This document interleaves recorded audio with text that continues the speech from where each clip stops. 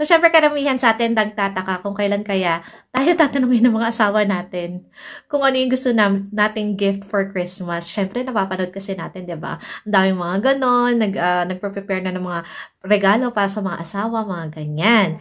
Okay, so, tatanungin ko kayo, natanong na ba kayo ng mga asawa nyo kung ano yung gift na gusto nyo for Christmas? Kasi ako, hindi pa.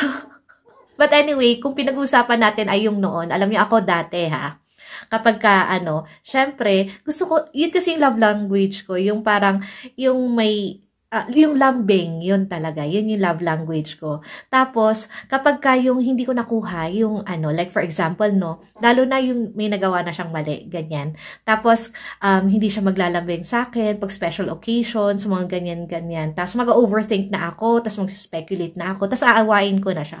Wala siyang kamuwang-muwang kung bakit ko ginagawa yun. Kumbaga, gusto ko lang naman talaga, is yung lambingin niya ako. Hindi ko naman talaga gusto na bumili siya ng something dahil alam ko naman sa sarili ko na hindi practical, ganyan, hindi enough yung pera, mga ganon. Pero, nang dahil lang gusto ko na lambingin niya ako, pinakumplika ko pa. Pero sa ngayon, hindi na ako yung parang nalulungkot sa mga ganon. Kasi na-open ko na sa asawa ko na, ito naman, di mo lang ako lambingin ganon. Tapos mamaya, maglalambing na yan, ganon. And sa akin, siguro isa yun sa nakatulong sa amin mag-asawa. Medyo mas malambing na talaga siya, malayo. Ngayon, hindi medyo, malayo mas malambing na siya ngayon. At mas na-express na niya yung affection niya sa akin, unlike before. Kasi mas open na yung communication namin. Mas nasasabi ko na hindi na ako nahiya. Hindi ko na pinapaikot-ikot ko pa para lang mai-send out ko yung message ko na gusto ko lambingin niya ako kasi yun yung love language ko. Yung asawa ko kasi, ang love language niya is service. Yan talaga, ever since ang love language niya. Pero eventually, alam nyo, natutunan niya talaga na mag-express ng mga feelings niya, ng affection niya, natutunan niya maging affectionate kahit sa public.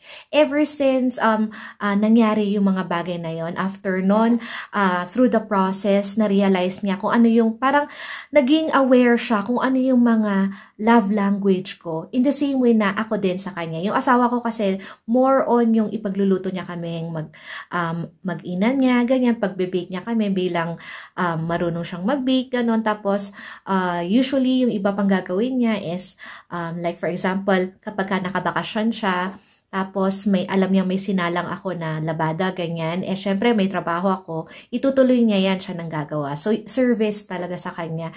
And, hindi siya yung hahayaan niya ako na gumalaw. Magwawalis yan, maghuhugas ng pinggan, ganon. So, yun talaga yung love language niya. But eventually, like I said, natutunan niya to show his affection kahit man nasa public. Dahil isa yun sa tingin ko na naging lesson niya nung time na nagkaroon kami ng mas magandang communication, naintindihan niya na kailangan ko yung mga ganong bagay. And na-appreciate ko siya dun sa efforts niyang yon. In the same way na siya din, appreciate niya yung kapag nag-open up na ako sa kanya, mas kalmado, mas straight to the point para maintindihan niya kung ano nga ba yung gusto kong sabihin sa kanya at gusto kong mangyari, mga ganon.